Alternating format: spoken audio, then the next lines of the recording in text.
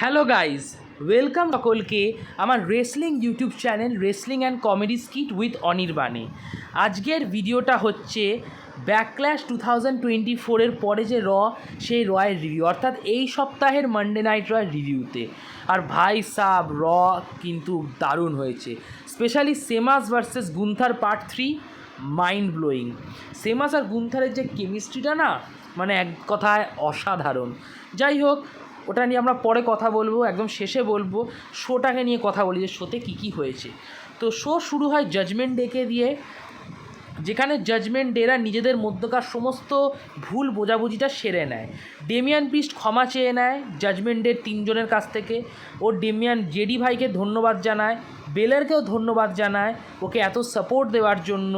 এছাড়া ওদের কাছ থেকে ক্ষমাও চায় ডেমিয়ান ভাই মনে করে যে ব্যাকল্যাশে ম্যাচ শেষ হয়ে যাওয়ার পর ও বেলারের মুখ ধরেছিল, সেটা খুব বাজে জিনিস। মানে ওর নিজের ঠান্ডা ভাবটা হারিয়ে ফেলেছিল, মাথা গরম হয়ে গেছিলো, এবং সেটার জন্য ডেমিয়ান খুব দুঃখিত এবং খুব কষ্টে আছে। সেই জন্য ডেমিয়ান ক্ষমা চেয়ে নিল বেলারের কাছে এবং জেডির কাছে। এবং বেলারকে নিজের ভাই বলল, জেডিকেও অ্যাপ্রিসিয়েট করলো। যাই হোক, তারপর বেলারও খুব খুশি সেটা দেখে। অ্যান্ড দেন চারজনে মিলে একটা হাগ পর্যন্ত করলো, গ্রুপ হাগ করলো। এর থেকে বোঝা যায় জাজমেন্টের সব ঠিকঠাক আছে। বাট আমার মনে হয় যে জাজমেন্টে খুব শীঘ্রই ভাঙতে চলেছে। এটা জাস্ট একটা নাটক ছিল। আবার কিছুদিন পর আবার জাজমেন্টের মধ্যে এরকম মাঝে মধ্যে বাওয়াল দেখা দেবে, এবং আলটিমেটলি একটা টাইম আসবে যখন কেউ কাউকে ক্ষমা করবে না, আর আলটিমেট বিট্রেয়াল হবে। যাই হোক, তো চারজনে সব শর্টেড করে নিল। আর ডেমিয়ান বলল যে আমি তো জেউসোকে হারিয়ে দিয়েছি, ফ্রান্সের লোকেরা জেউসোকে খুব সাপোর্ট করছিল, বাট কোনো কিছুই ম্যাটার করেনি। আমি জেউসোকে হারিয়ে আমার টাইটেল রিটেন করে নিয়েছি। এখন বেলারের পালা। ফিন বেলার এখন কিং অফ দ্য রিং টুর্নামেন্টে পার্টিসিপেট করবে, আর সে কিং অফ দ্য রিং হয়ে যাবে। তো বেলারও একটু ডায়লগবাজি করলো যে যেহেতু ম্যাকিনটায়ার খেলছে না, ম্যাকিনটায়ার ইনজিওর্ড, তাই ও হয়তো বাইয়ে পরের রাউন্ডে কোয়ালিফাই করে যাবে কিং অফ দ্য রিং টুর্নামেন্টে। যাই হোক, অ্যাডাম পিয়ার্স ভাই আসে এবং অ্যাডাম পিয়ার্স বলে যে এত সোজা না বেলার, তোমাকে ম্যাচ খেলতেই হবে। তুমি পাচ্ছ না, তুমি ডাইরেক্ট সেকেন্ড রাউন্ডে যাচ্ছ না, তুমি জেউসোর এগেনস্টে ম্যাচ খেলবে। তো জেউসো ভার্সেস বেলার ম্যাচ হয়, ঠিকই আছে, ভালো হয়েছে। বাট জেউসো ভার্সেস ডেমিয়ান ব্যাকল্যাশে আলাদা লেভেলেরই হয়েছিল। যাই হোক, তো ম্যাচটায় আমরা দেখি যে ড্রু ম্যাকিনটায়ার আসে, এবং ম্যাকিনটায়ার এসে ম্যাচটা দেখে ম্যাচের শেষের দিকে ম্যাকিনটায়ার এসে ম্যাচটা দেখে, এবং ওই মুমেন্টে জেউসো ফিন বেলারকে একটা স্পিয়ার দিয়ে দেয়, 1 2 3 করে দেয়। জেউসো ম্যাচটা জেতে, আর জেউসো কোয়ালিফাই করে নেক্সট রাউন্ডের জন্য কিং অফ দ্য রিং টুর্নামেন্টে। তো তারপর ব্যাকস্টেজে আমরা দেখি যে ড্রু ম্যাকিনটায়ার খুশি না, অ্যাডাম পিয়ার্সের ওপর রেগে আছে। অ্যাডাম পিয়ার্সকে বলল যে তুমি জেউসোকে কেন সুযোগ দিয়েছো। তো অ্যাডাম পিয়ার্স বলল যে কিছু করার নেই, তোমার হাত ইনজিওর্ড হয়ে গেছে, তুমি ইনজিওর্ড, তাই তোমার জায়গায় আমরা জেউসোকে দিতে বাধ্য হলাম। তো ড্রু ম্যাকিনটায়ার রেগে গিয়ে খটখট করতে করতে মানে ঝামেলা করতে করতে বেসিক্যালি ওর গাড়ি নিয়ে চলে গেল। আর ঠিক সেই সময় যখন ড্রু ম্যাকিনটায়ার গাড়ি নিয়ে চলে গেল, সিএম পাঙ্ক গাড়ি নিয়ে এলো। আর পাঙ্ক জিজ্ঞেস করলো অ্যাডামকে যে ড্রু কোথায়। তখন অ্যাডাম বলছে ড্রু তো তোমার সামনে দিয়েই বেরিয়ে গেল। তখন পাঙ্ক বলছে ঠিক আছে, আমার মিউজিকটা চালিয়ে দাও, আমি কিছু কথা বলবো। তো পাঙ্ক তারপর যায় এবং রিংয়ের মধ্যে ডায়লগবাজি করে, এবং ভাই সাব অসাধারণ ছিল সেগমেন্টটা। তো বেসিক্যালি পাঙ্ক ড্রু ম্যাকিনটায়ারকে চাটে, আর খুব বাজেভাবে চেটে দেয়। ড্রু ম্যাকিনটায়ারকে জোক আর্টিস্ট বলে জোক আর্টিস্ট। এছাড়া ড্রু ম্যাকিনটায়ার আরও বলে যে পাঙ্ক, আমি এক্সাইটেডে ভুল বলছি, বেসিক্যালি পাঙ্ক ড্রু ম্যাকিনটায়ারকে জোক আর্টিস্ট বলে দেয়। এবং পাঙ্ক এটাও বলে যে ড্রু ম্যাকিনটায়ার তো সোশ্যাল মিডিয়ায় খুব অ্যাক্টিভ, ও টুইটার ঘাটে, তো তোমরা ফ্যানেরা টুইটারে গিয়ে টুইট করো যে সিএম পাঙ্ক এখানে এসছে আর তার জন্য ওয়েট করছে।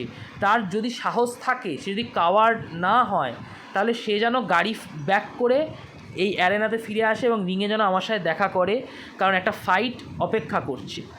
তো তারপর সিএম পাঙ্ক ঘড়ি দেখে আর ওয়েট করতে থাকে ড্রু ম্যাকিনটায়ারের জন্য, এবং সেই ওয়েটের মাঝখানে সিএম পাঙ্ক অনেক বড় বড় ডায়লগ দেয়, যার মধ্যে একটা ফেমাস ব্যাপার হচ্ছে যে বলে যে আমি একটা স্টোরি বলতে চাই, যে ড্রু ম্যাকিনটায়ার আমাকে এত জোরে ডিডিটি দিয়েছিল রয়্যাল রাম্বেলে, আমার হাত ইনজিওরি হয়ে গেছিলো, আর ড্রু ম্যাকিনটায়ার বলেছিল যে আমি ভগবানের কাছে প্রার্থনা করেছিলাম, সেই জন্য তোমার হাতে এই অবস্থা। তো তারপর ড্রু ম্যাকিন্টায়ার বলে যে আমি পাঙ্কের কাছ থেকে সব কেড়ে নিয়েছি, পাঙ্কের রেসেলমেনিয়া মুভমেন্ট কেড়ে নিয়েছি, বাট অ্যাকচুয়ালি ড্রু ম্যাকিন্টায়ার কিছু কারেনি, ও অ্যাকচুয়ালি ডিলে করেছে, কারণ পাঙ্ক নিজেও জানে, ও বিশ্বাস করে নিজের ওপর যে ওর রেসেলমেনিয়া মুভমেন্ট ঠিক পাবেই, বরং ড্রু ম্যাকিন্টায়ার অবস্থা খারাপ হয়ে গেছে, ড্রু ম্যাকিন্টায়ার ইনজুরি হয়েছে। পাঙ্ক আরও বলে যে ড্রু ম্যাকিন্টায়ার এতদিন খালি চেল্লায় যে পাঙ্কের জন্য আমার এই হয়েছে, পাঙ্কের জন্য রেসেলমেনিয়ার মুভমেন্ট আমার নষ্ট হয়েছে, ব্লা ব্লা ব্লা, কিন্তু অ্যাকচুয়ালি ও পাঙ্ককে হেট করে এটা বলে, বাট ভেতর ভেতর ও পাঙ্কের মতোই হতে চায়, ও আমার মতো বসে, আমার মতো কথা বলে। ও অ্যাকচুয়ালি আমাকে ঘেন্না করে নাকি ও নিজেকে ঘেন্না করে সেটাকে ঠিক করুক ড্রু ম্যাকিন্টায়ার। তো বেসিক্যালি এরকম অনেক হট ডায়লগ দিয়ে দিয়ে লাস্টে পাঙ্ক বিদায় নিয়ে নেয়। পাঙ্ক বলে যে আমি ওয়েট করব ঠিক ড্রু ম্যাকিন্টায়ার তোমার জন্য, এরপর যখন দেখা হবে আমাদের তখন আমি তোমার মুখই ভেঙে দেবো একদম, আর সেটা হবে খুব ভয়ঙ্কর একটা ফাইট। যাই হোক, তো রাইভালরি তো খুবই ওপর দিকে এগোচ্ছে, রাইভালরি বেশ হিটেড হচ্ছে। যাই হোক, পাঙ্ক ভার্সেস ড্রু ম্যাকিন্টায়ার যখন হবে একদমই ব্যাঙ্গার হবে, এটুকু বোঝা যাচ্ছে। দেন নাতালিয়া ভার্সেস ইও স্কাই ম্যাচ হয় উমেন অফ দ্য রিংয়ের জন্য। এই ম্যাচ নিয়ে আমার বেশি কিছু বলার নেই, কারণ কিছু নেই বলার। যাই হোক, ম্যাচটা যেতে হচ্ছে ইও স্কাই, একদম পারফেক্ট ডিসিশান, তার ফিনিশিং মুভ দিয়েই যেতে। আর ইও স্কাই কোয়ালিফাই করে নেক্সট রাউন্ডের জন্য। আর ড্যামেজ কন্ট্রোল জানিয়ে দেয় যে ড্যামেজ কন্ট্রোল তৈরি হচ্ছে সব কিছু নেওয়ার জন্য, ইও sky women of the ring হবে। ডেকোটা আর কাইরি বিয়াঙ্কার জেডের পেছনে যাবে, দেন বেকি লিঞ্চকে চ্যালেঞ্জ করবে, মানে ওরা ওদের ফিউচার প্ল্যানিংয়ের যাবতীয় সব ডায়ালগ দিতে থাকে। এবং তারপর আমরা দেখি ইলিয়া ড্রাগুনভ ভার্সেস রিকোশে ম্যাচ, আর ম্যাচটা দারুণ ছিল ম্যান। আমি ইলিয়ার খুব ভালো ফ্যান, এনএক্সটিতে আমি ইলিয়ার খেলা দেখেছি আর আমার খুব বেশ ভালো লাগে ইলিয়াকে। সো ইলিয়া ভার্সেস রিকোশে তো দুজনেই অ্যাথলেটিক প্লেয়ার, এবং ম্যাচটা খুবই ভালো হয়েছে, আমি খুব এনজয় করেছি ম্যাচটা।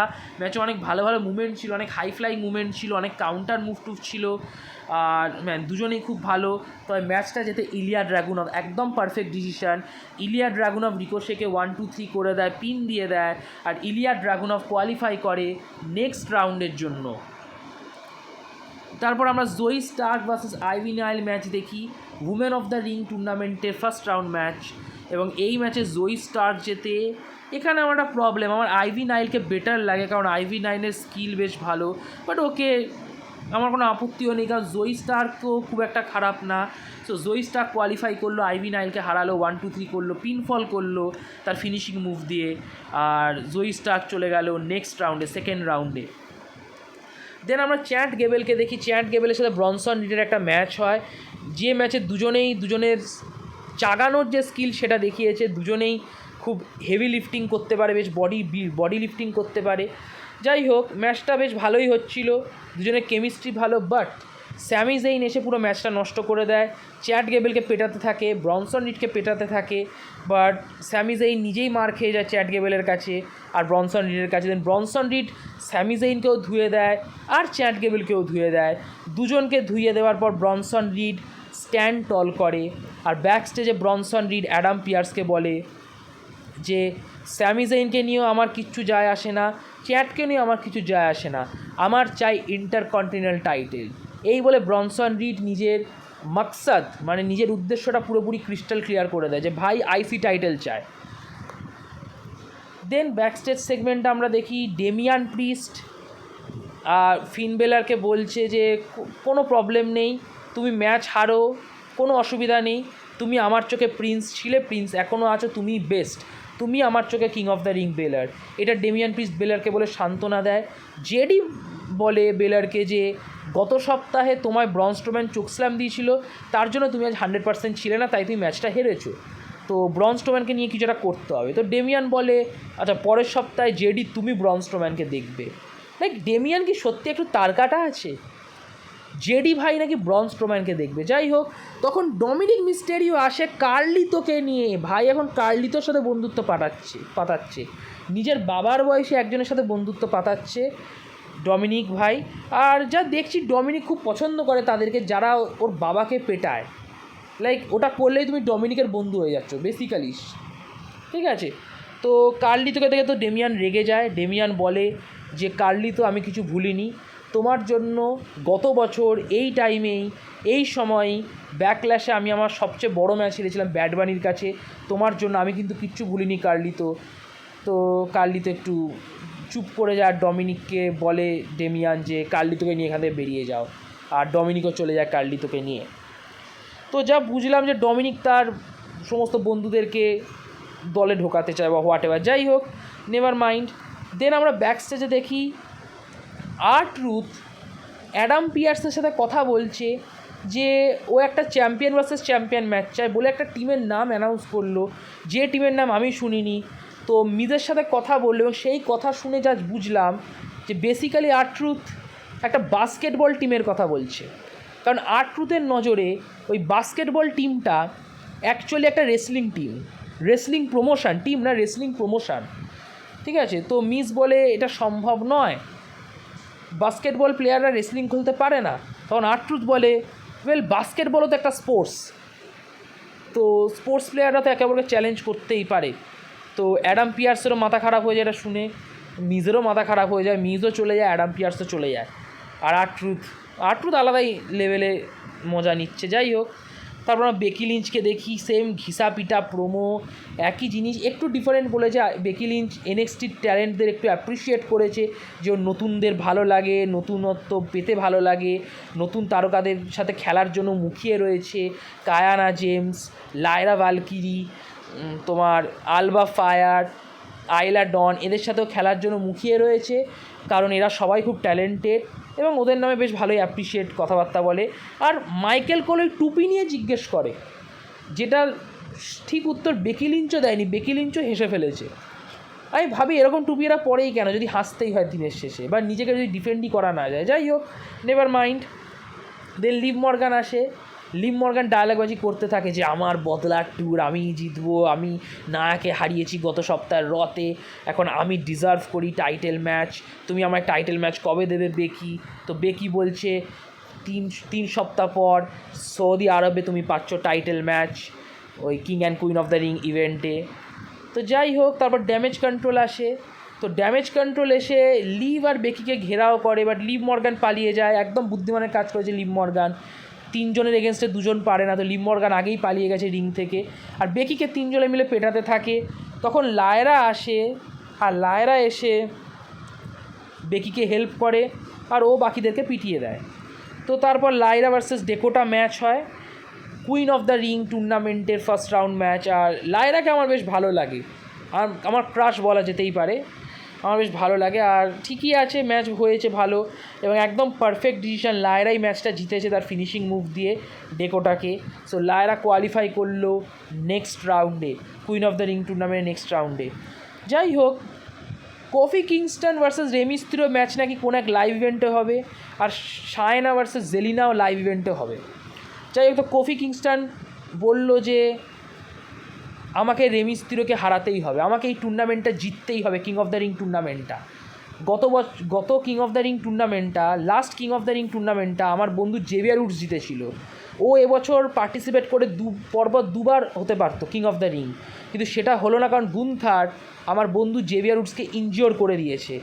এবার আমি জেভিয়ার উডসের জায়গায় রয়েছি এবং আমি চাইবো গুন্থারকে হারাতে, সবাইকে হারিয়ে এই টুর্নামেন্টটা জিততে আমার বন্ধু জেভিয়ার উডসের জন্য, আর আমি হতে চাই কিং অফ দ্য রিং, আর আমি নিজেকে প্রমাণ করে দেবো এবং তার জন্য আমায় রেমিস্ত্রিওকে হারাতে হবে এবং আমি প্রস্তুত, কারণ নিউ ডে রক্স। আমার বেশ ভালো লাগলো কোফির এই ডায়লগ ডেলিভারিটা, একটু নতুনত্ব কিছু দেখলাম, নইলে তো কোফি কিংস্টন খালি পাছা দোলায় বেসিক্যালি নিউ ডের গানে, সেখানে ভাই একটু সিরিয়াস হয়েছে। যাই হোক, বেশ ভালো লাগলো এই নিউ ক্যারেক্টার দেখে। এবার মেন ইভেন্টের কথায় আসি, সেমাস ভার্সেস গুন্থার, দারুণ ম্যাচ। অনেকে এই ম্যাচ পছন্দ করে না কারণ দুজনেই চপ দেয়, বাট আমি বলবো বাম্পার ম্যাচ, আমার ভালো লেগেছে। আমি জানি না কার কী অপিনিয়ন। পার্ট 1 সবচেয়ে বেস্ট ছিল, পার্ট 2ও ভালো ছিল, পার্ট 3ও ভালো। পার্ট 1-এর মতো কি ভালো না, বাট পার্ট 2 পার্ট 3 দুটোই ভালো, আর এইটা পার্ট 3 ছিল, দারুণ লেগেছে আমার। Gunther versus Sheamus part 3 banger. যাই হোক, ম্যাচে অনেক অনেক ভালো ভালো মুভমেন্ট ছিল, অনেক ভালো ভালো সিন ছিল। একটা টাইম লুডভিগ মানে চিটিং করছিল, সেমাসের পায়ে অ্যাটাক করছিল, রেফারি দেখতে পায়নি, কিন্তু রেফারি পরে বুঝতে পারে এবং রেফারি লুডভিগকে তাড়িয়ে দেয় অ্যারেনা থেকে, রিংয়ের বাইরে থেকে। তারপর 1-on-1ই ম্যাচ হতে থাকে গুন্থার আর সেমাসের মধ্যে। আর গুন্থার সবসময় পাটাকে টার্গেট করছিল, সেমাসের পাটাকে, সেমাসের ইনজিওর্ড পাকে বারবার টার্গেট করছিল। আর দারুণ হয় ম্যাচটা। একটা ব্রক কিকও খায় Gunther, but Gunther kick out করে দেয়। গুন্থার সেল্টিক ক্রস পাওয়ার বম খায়, গুন্থার কিক আউট করে দেয়। সেমাস একটা পাওয়ার বম খায়, পাওয়ার বম খেয়েই সেমাস উঠে পড়ে আর বলে আমাকে আরও মারো গুন্থার, আমাকে আরও মারো। সো অ্যাগ্রেশন তো ছিলই। আর ম্যাচটা শেষ হয়, গুন্থার একটা সাবমিশন মুভ দেয় সেমাসকে পায়ে, আর সেমাস প্রেশারটা নিতে পারে না, সেমাসের খুব কষ্ট হয় কারণ ওর পা অলরেডি ইনজিওর্ড। সো ও ট্যাপ আউট করে দেয় আর গুন্থার ম্যাচটা জিতে যায়। আর গুন্থার কোয়ালিফাই করে নেক্সট রাউন্ডের জন্য। একদম পারফেক্ট ডিসিশন। আর সেমাসের বুকের অবস্থা দেখুন, চপ খেয়ে খেয়ে কী হয়েছে, দারুণ ব্যাপার। যাই হোক, king and queen of the রিংয়ের মেন্স টুর্নামেন্টের ব্র্যাকেট ফাইনালি পাওয়া গেছে, যে স্ম্যাকডাউন থেকে কারা কারা রয়েছে আর র থেকে কারা কারা, এবং কাদের কাদের মধ্যে ফাইনাল হতে পারে সেটার একটা আমি আলাদা সেপারেট ভিডিও বানাবো। এই ভিডিওয়ে বলতে গেলে লম্বা হয়ে যাবে ভিডিওটা, আর লম্বা ভিডিও কেউ পছন্দ করে না। সে যাই হোক, তো এখানেই শেষ হলো আমার ভিডিও। যদি আপনাদের এই ভিডিওটি ভালো লাগে অবশ্যই ভিডিওটি একটা লাইক করে দেবেন, নিজের রেসলিং বন্ধুবান্ধবদের মধ্যে এই ভিডিওটি শেয়ার করবেন, আর অবশ্যই আমার ইউটিউব চ্যানেলটি সাবস্ক্রাইব করবেন। আপনাদের সাপোর্টের খুব দরকার, প্লিজ আমার ইউটিউব চ্যানেলটি সাবস্ক্রাইব করুন, আর নোটিফিকেশান বোতামে অবশ্যই ক্লিক করবেন যাতে সময় মতো আপনারা আমার ভিডিওর আপডেট পেয়ে যান। আর কমেন্ট বক্সে অবশ্যই কমেন্ট করবেন, এতে কমিউনিকেশান বাড়ে। So like, share, subscribe, click on the notification bell and comment বক্সে গিয়ে কমেন্ট। নমস্কার, গুড বাই।